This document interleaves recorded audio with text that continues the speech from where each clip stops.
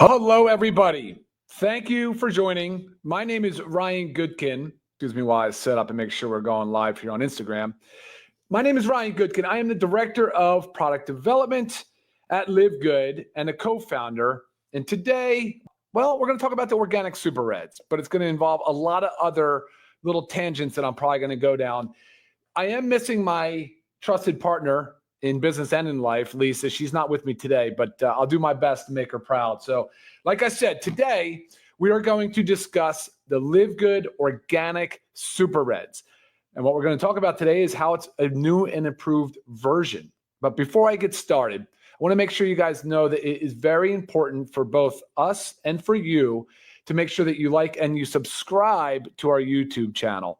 Make sure you follow us on Instagram, Facebook as well, so you can stay up to date with all of this exciting stuff that we're bringing out at a blistering pace. We're doing things very fast, but we're having fun. We're all having a lot of fun doing it. So, all right, let's talk a little bit about this massive topic. We're going to dive in first, just saying, look, it's February. It is National Heart Health Awareness Month, and it is a personal story for me, but it's very serious because it is the number one killer worldwide. Heart disease is the number one killer worldwide. 2 people die approximately every minute. And it's personal to me because my father died of cardiac arrest, coronary artery disease. He had lots of buildup of plaque, and I think he just had a massive heart attack in the middle of the night, and that was that. I had some other health issues that I've talked openly about. I've tried to use it as a platform to discuss these issues with everybody because I understand they're very relatable and very common place for most people. So, and Lisa actually worked so when she graduated her master's in exercise physiology, she went into cardiac rehab. She had worked in a hospital setting, very much in a reactive state where she was helping people recover from heart attacks and strokes. And it was always it was always a slow process. There was progress. I mean, people could make a difference, but it was always kind of sad for her, I think, though, because it was ultimately a little bit late in a sense, right? There was a lot that could have been done earlier. It never was. And that was the case with my father too. So it's an important topic. We need to address it. And then secondly, I wanted to bring out and show you guys our updated version of our organic super reds. So we're going to dive into that today as well. And we're going to tell you about how awesome it was, already an awesome product, and how we even made it even better. So that's pretty cool. So, all right, let's dive in. So really, we're going to tackle this. Let me actually see some comments here, guys. Let me see what you all are saying. I love the fact that we can interact on this page. But we're going to talk about 3 main things today, the benefits of dietary nitrates. We're going to talk about it from a cardiovascular health perspective. We're going to talk about it from an exercise performance perspective, and we're also going to talk about it from a sexual health perspective. But don't lose sight of the fact that there are so many benefits of these dietary whole food nitrates. You got metabolic health as a huge player. Vision support, skin health, brain health, immune system support is really critical. Antiviral, antimicrobial, and lots of other benefits too. So let's dive in, guys. See what we got going on here. Hello. Hi from Kentucky. A lot of flooding going on up there. I hope you guys are safe. All right. Love it. All right. Love it. All right. So let's talk about it from a cardiovascular support perspective. So heart disease, I've just told you, is very personal to me. But in the vast amount of information out there on heart disease, it really does come down to a number of really basic factors. A lot of it has to do with our metabolic health, right? A lot of it really goes back and stems from what's our body composition look like? What are we doing to take care of ourselves on a basic nutrition level? Are we getting the proper amount of exercise? Are we spending the right amount of time in restorative sleep? Are we managing our stress properly? Are we socializing? Are we enjoying life? Are we hydrating properly? Lots of different things. Are we getting proper amounts of sunlight? Are we supplementing properly? All of these factors, these are really foundational things that we need to be working on to sort of get ahead of the heart disease curve, because heart disease is, like many of these chronic diseases, set in motion many, many, many years prior to an event. And unfortunately, for people that experience a heart attack, their first experience with it is fatal. Many people, and that's just a sad reality of how important it is to bring awareness to this topic. So What we're going to do, let's talk about nitric oxide a little bit. Let's talk about dietary nitrates. Let's talk about the prescription drugs that are used in cardiovascular health. And then we can talk a little bit about the ingredients in the super reds. But cardiovascular support is handled a lot of times by nitrates. Nitrates are precursors to nitric oxide. Nitric oxide is a signaling molecule. It tells the blood vessels to relax, to open up, to increase blood flow. It is a gas, and it has a half-life of only a few milliseconds. It's very short-lived. But our dietary habits influence our nitric oxide production quite a bit. And it starts obviously just in the oral mouth. That's why it's important to care for the oral microbiome. It's important to care for the gut microbiome. It's important to care for all of our microbiome, to be very cognizant of that. But we also need to be careful, be aware of the foods that influence our nitric oxide production, and understanding what nitric oxide is or isn't, and ultimately paying attention to these food choices. And that's what I would say the most important thing about, say, cardiovascular health is. I mean, it's really about the foods that we put in our body, avoiding pro-inflammatory seed oils, and avoiding these deep fried, rancid foods, avoiding these highly processed foods that are just loaded in chemicals and synthetics, and avoiding like other pro-inflammatory things. You want to watch out for too much radiation. So obviously excessive sunburns or just being around radiation, too much of it. You want to watch out for, let's say, environmental toxins like cigarette smoke. So obviously cigarette smoking is a no-go. That's one that we have to address. You have to handle that. Gosh, that's a big one. So if you know a smoker, please continue to do what you can to influence them to stop smoking. Environmental exposure is there's a whole lot of toxins, a whole lot of things that we need to watch out for. Pesticides, of course, heavy metals, high fat intake, got to be careful with that, especially your trans fats, and watch for some saturated fat. Insulin resistance, I say insulin resistance, it's high fasting. That's the fact that you're not processing sugar, you're at high blood sugar levels. You need to get testing done to identify that. But generally speaking, if you're morbidly obese or overweight, you're likely insulin resistant. So that's another area that we definitely need to watch out for. Alcohol, right? Alcohol is another major contributor to free radicals and oxidative stress. So binge drinking, excessive drinking, daily drinking, these are all things that you need to watch for. We talked about sleep, stress. So let's get into a little bit of a discussion about what exactly does it mean to be a free radical or an antioxidant. So free radicals are what they call reactive oxygen species. These are the things that your body actually normally makes these, and they're bad when they get to a certain excessive level. And once they build up in the body and they are not neutralized by antioxidants, it really starts to lead to oxidative stress. It's this pro-oxidative state that is very dangerous. That's essentially what's happening when you have these buildup of plaques in our arteries, and it gets oxidative stress, and it becomes highly inflamed, and it becomes sticky.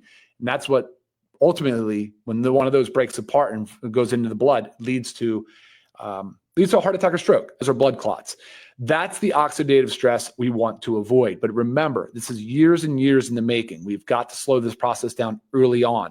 So all of those pro-inflammatory things I talked about are contributors to reactive oxygen species, free radicals. So the smoking, the environmental exposures, the pesticides, the heavy metals, all of that stuff. So, but they are created. You do get free radicals as normal part of body metabolism, just energy metabolism. You get it as part of exercise. If you do a strenuous workout, you'll get free radicals. So they're not all bad.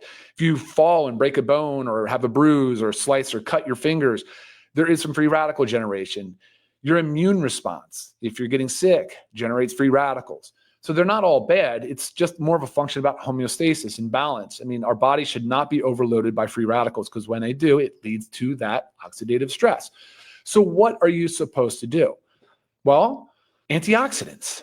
So free radicals are oxidants. So therefore, antioxidants are sort of how you neutralize excessive free radicals. And what's the best way to do that? Well, a healthy diet, rich in phytonutrients. Phytonutrients are just healthy plant vitamins, minerals from plants, well, from meat too. You can get actually quite a bit of antioxidants out of meat. People aren't really realize that. But say your cattle, your bovine is feeding on plants, and it actually can make these antioxidant compounds more bioavailable. So kind of a fun fact there. But that's the key. We've got to consume more of these phytonutrients. And, You guys have probably heard about what antioxidants are. They're vitamin C, there's zinc, there's copper, zinc, there's selenium. These are the things that you really want to focus on consuming. But the best way to do it is to get it through the colorful plants, those types of things. Eat the rainbow, as you might have heard.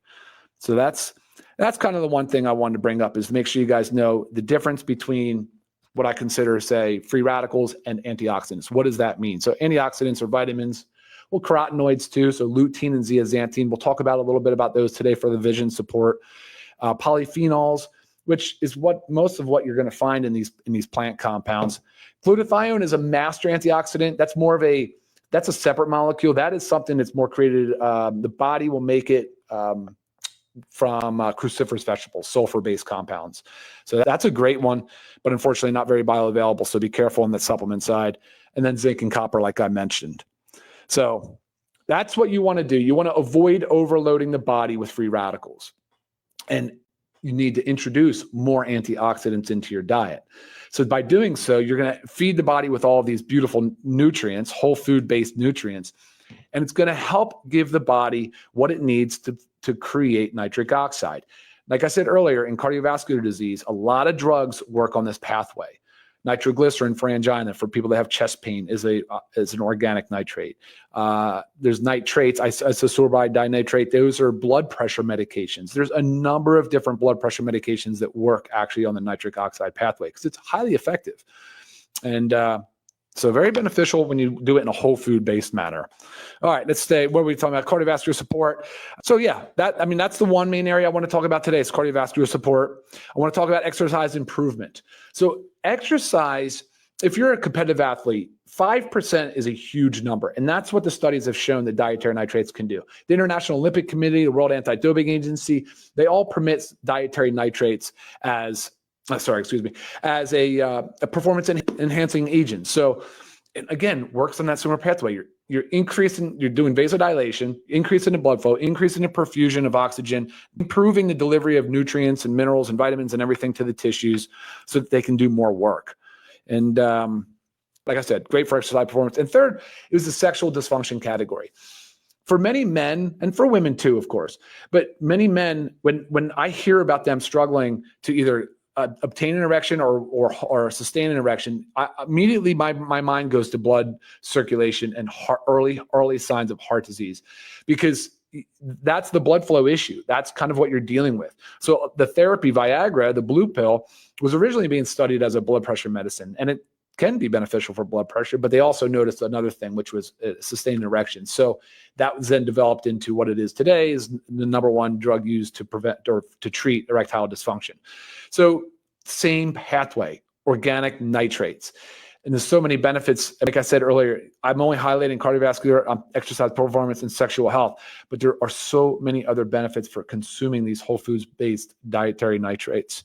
So, all right, we did a good job, I think, covering antioxidants, what those are, free radicals, how they're generated. We talked about the internal way, the natural way that they're generated. We talked about the external stresses that increase the amount of free radicals. We said the things like radiation, air pollution, smoking, chemicals, sunburns, high-fat diets, excessive alcohol, stress, poor sleep, even strenuous exercise. We said that we want to strike a balance. We want a balance. The body will naturally try to have a balance of homeostasis. But remember, years and years, and even just 50 years ago, we had way more plant compounds in our diet. More people were farming and doing small gardens at home. More people were eating organic meats, fruits, and vegetables, just by the nature, because the food development industrial process has gone so fast, so quick that it's almost hard to keep up. So the whole point of that is the goal was to naturally decrease the amount of stressors and free radicals that we generate and improve our dietary state. Getting active and exercising is a great way, of course. Intermittent fasting is another good way to sort of promote autophagy, which is the cleaning up of the cells. So let me back up for one quick second and mention oxidative stress. I would think, so let's go back even a little step further. That buildup of reactive oxygen species, these free radicals, ultimately leads to a condition called oxidative stress. I would argue that oxidative stress is the beginning of the chronic disease process, because once that starts happening, that oxidative stress can damage your lipids, so that can damage your fats. it can damage your DNA, and it can damage your protein. And once that sort of happens, not to say it's irreversible, but a lot of damage can be done. That's the beginning stages of your heart disease, of your cancer, for sure on cancer, diabetes. And what ends up happening is you can end up with a lot of these trash in the cellular environment that doesn't get taken out. And that autophagy is one of the reasons why they say intermittent fasting or fasting can be so beneficial. It can help sort of promote autophagy, the self-cleaning of the cell.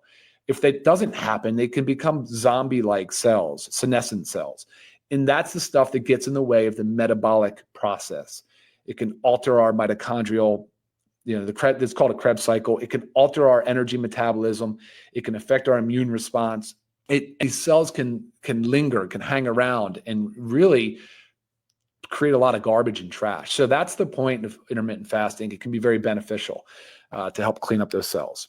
So, all right, let's talk a little bit about the new and improved organic Super Reds. It really didn't need it didn't need improvement, let's be honest. I mean, the Super Reds were fantastic the way they were, but I'm always sort of looking at it from, if given the opportunity, I'm going to jump on it. So that's what I did. I will tell you, I tried to keep the flavor profile the same because the reviews have been so good. I love it so much.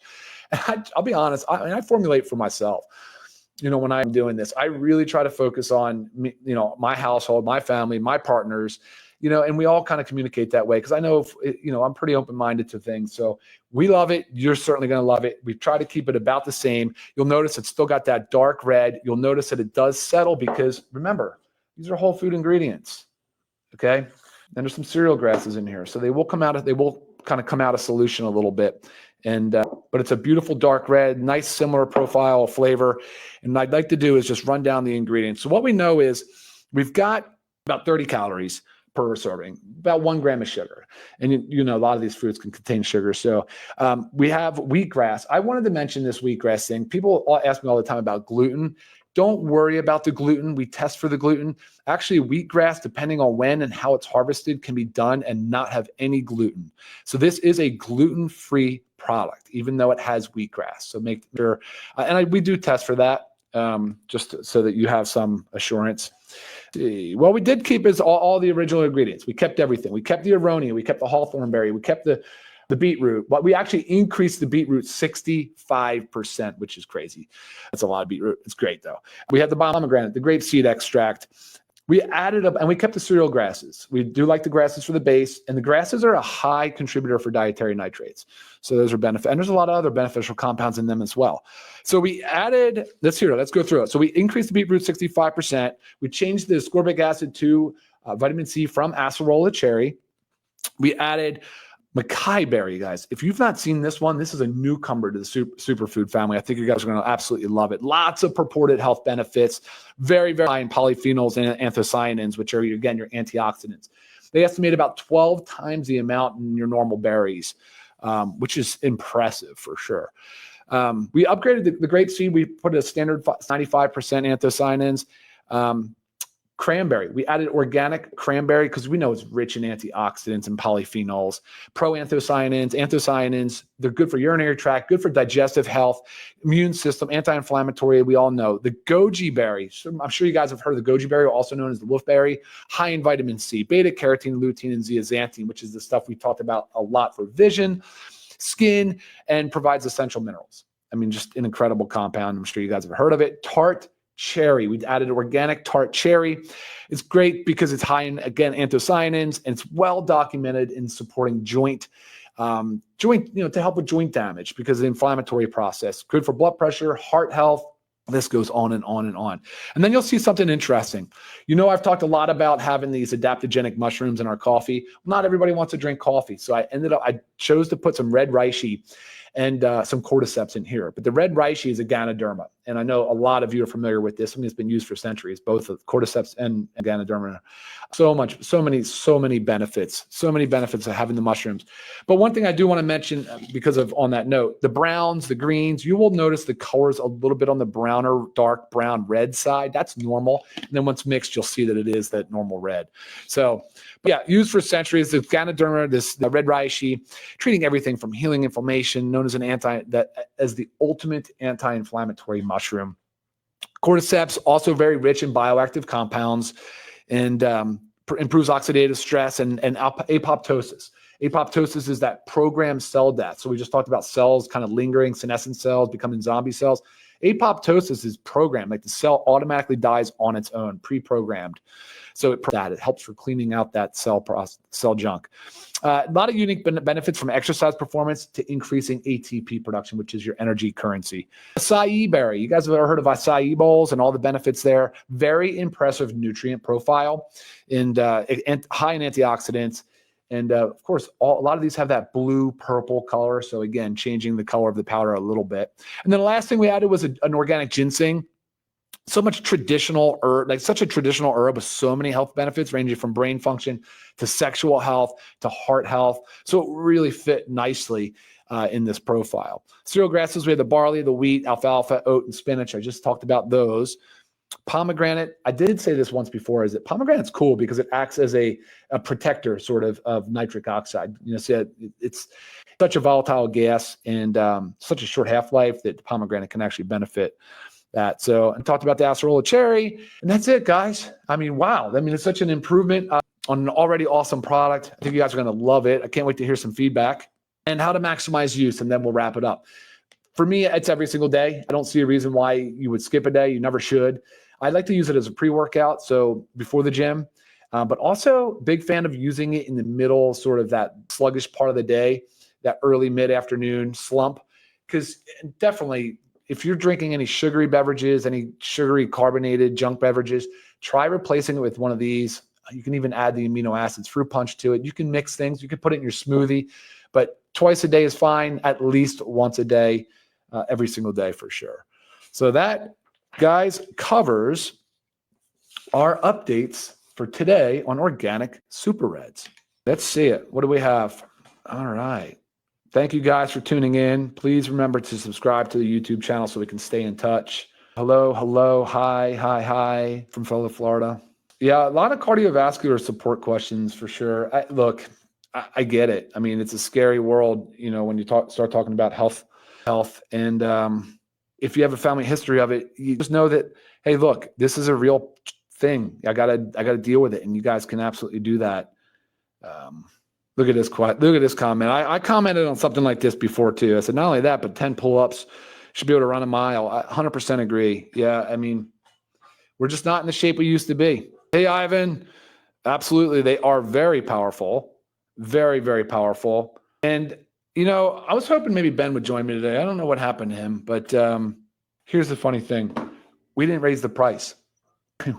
We did all of this and didn't even change the price. It's actually absolutely unbelievable. I was hoping Ben would be here so he could kind of talk about that. I kind of like to shy away from the money side a little bit. I'm more concerned about efficacy and the quality of the product. It makes me a little bit uneasy talking about the money, but incredible value. You're not going to find anything like it. We are already doing it better than everybody else at that price. It just makes it that much more of a no-brainer. A lot of peer-reviewed journals here. So not only just peer-reviewed, there's actually quite a few prospective, double-blind controlled, randomized controlled trials that have looked at some of these. So you're not going to say what I'm not going to say. So just for all you guys out there, in America, you can't make claims on dietary supplements. But if you look, and you can go to National Institutes of Health, you can go to PubMed. There are a lot of studies on the individual ingredients. And so that's kind of where I spend most of my time. I have access to those resources, and I will pull up studies. So if you want, you can email me, and I'll be happy to share lots of the studies that are out there. Here's Timothy commenting. Thank you. Yeah, I am a licensed pharmacist. I grew up I was trained in the evidence-based world, and dietary supplements were not emphasized much, actually, at all during those years of study. It was only until later, well, I guess along the same time, because I was into nutrition, but then I realized food is medicine, and you can see it firsthand. All right. Look, I mean, I get it. Absolutely. I'm more than happy to share studies with you. I get the fact that there could be some criticism around talking about whole food ingredients as medicine, but you're not going to be able to dispute the fact that many of these drugs work along the same pathway. And a lot of the studies that have demonstrated efficacy using food and dietary nitrates. Now, obviously, the pharmaceutical companies have maximized their effect through synthetic means. But yeah, I mean, that's not my preferred way of getting my nitrates. This is a good question. I do. Tina, I do. There's a few supplements I take on an empty stomach. It kind of depends on the school of thought and who you ask, whether or not you should be doing anything that has any calories at all. So that's just up for you to decide on what works for you. Well, guys, I appreciate all this. This is great. It looks like a lot of you are concerned about the cardiovascular benefits. And hey, Kelly, I know, absolutely love the acai and the goji. And if you guys spend some time looking at the compounds, the proanthocyanins, like all of these other antioxidants, and really try to get into the science of it to where it still makes sense to you, gosh, you just go through each ingredient, you'll see the concentration of them. There is an incredible amount. Oh, last thing too, sorry. Maybe it's not the last thing, but the testing. I'm going to load the testing on the certificate of analysis up. The supplement facts panel is actually already on the website, so you can go there now and check that out. I'm going to load the certificate of analysis. I'm going to load the glyphosate testing because remember, I always say if you're concerned about herbicides and some of these chemicals that these companies are using, organics, anything organic from the earth, you should be testing or knowing that it's glyphosate free. So I'm going to load the glyphosate testing. I'll load the heavy metal testing. We're going to load the ORAC testing. So ORAC will tell you well, let me tell you what it stands for. I always mess up what it stands for. Yeah, so it's the oxygen radical absorbance capacity. So it's a measurement of basically the antioxidants power. So I'm going to get that loaded for you all as well. And then you all just please let me know if there's anything else that you want to see. Yeah, the mushrooms. I see some comments here on adding the mushrooms. Definitely, I think a benefit. And I know a lot of you want to see the mushrooms as a standalone supplement. We'll get to that at some point because I agree. I think it's great. Yeah, Kelly, email me about the mushroom sensitivity question. Actually, you know what? Let me throw it up here. That's fine. I have food sensitivity to mushrooms. Do you think benefits outweigh? I still use mushrooms, including algae coffee. Just wondering your taking. Yep. There can be some sensitivities for some of these ingredients. That's just the nature of food. You have to experiment. You have to think. I think you'll be fine. But it's possible that it would affect you. So you let me know, and I hope it works for you. All right, guys. Well, I think I'm going to wrap it up because the questions are just piling in, and I cannot get through all of them. I hope I didn't miss anything, but just remember mixing it with anything you want. You can mix it in a smoothie. You can drink it straight. I prefer it straight.